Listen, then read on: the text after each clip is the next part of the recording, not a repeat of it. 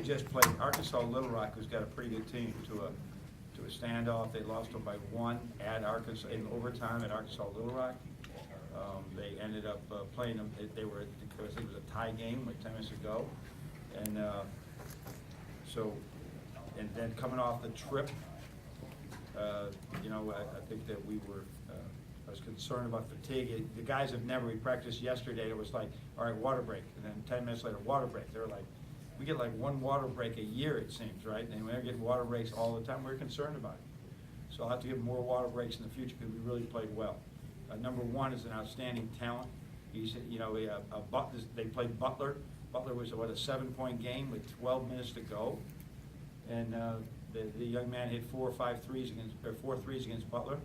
So it was, I wasn't expecting that, but we caught them at the right time. We really made shots. We got a lot of guys who can make shots from the outside, so his zone sometimes can be a tough defense to play against us, and our kids really played well. Start off with men right over here. As I'm sure you know, 2 records tonight, made threes and 3-point attempts. Did you kind of tell your players that, did you know that this was going to be a game where they were going to shoot a lot of threes? No, you know what, we never say that. We never talk about, you know, what type of shots we're going to take. We're going to take the shots the defense gives us.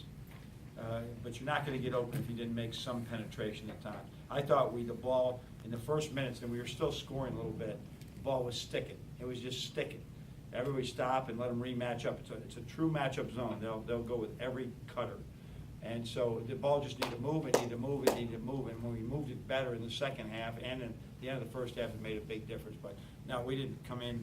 If you would, when I saw the 45 threes there, I said, man, I didn't think we shot that many. But we made a lot too.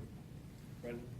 Obviously, the score got out of hand there, but especially early on, did they show you anything in terms of responding to what was a hard deal on something? Yeah, I was really proud of them. I mean, first of all, we had a really good practice yesterday, and we shot the ball like that again yesterday. So I think we're at a confidence level with that a little bit SMU Marquette-like, you know, that our confidence was back to make shots, to see each other, to trust each other. And then I said, okay, you're always waiting you hear these horror stories about the west to east trip.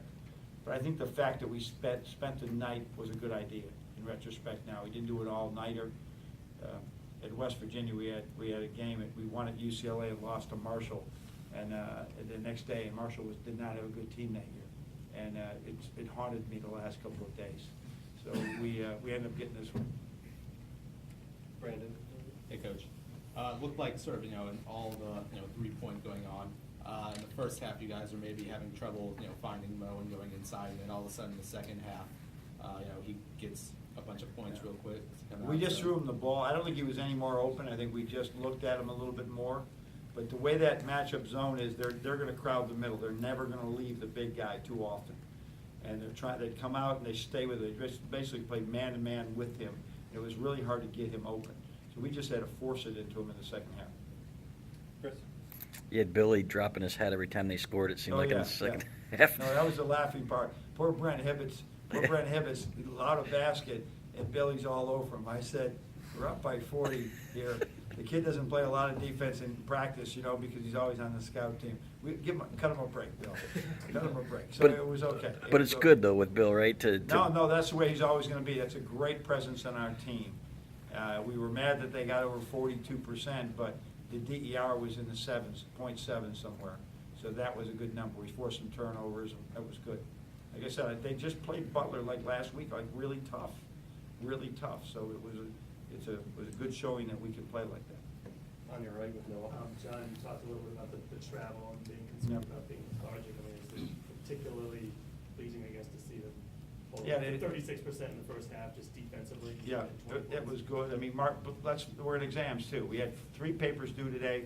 Mark Donnell had an accounting test at 8:30 this morning. So there's a lot of stuff going on before this, with a 9 o'clock start too, right? And so it was a lot of stuff going on. I saw some resiliency here, that when you have really good kids, I think you can bounce back better than when you have kids with agendas. And there's great kids. They're too nice. We all know that sometimes. But I think we can coach that up a little bit more than have kids with bad attitudes, poor attitudes. Zach? I know you go game by game and focusing on each day, but have you had a conversation with the X and Ibby, knowing that Big Ten play is looming, on how they need to finish this month and get themselves ready to contribute more? We weren't concerned about their fatigue today, but they practiced hard for an hour today. They watched video. They were with me with what I call quarterback club for 20 minutes today. And then we had an hour walkthrough and more video.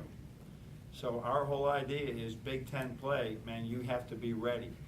And you can just see they're growing. The X had a couple of really good passes that he might have left his feet and charged a month ago.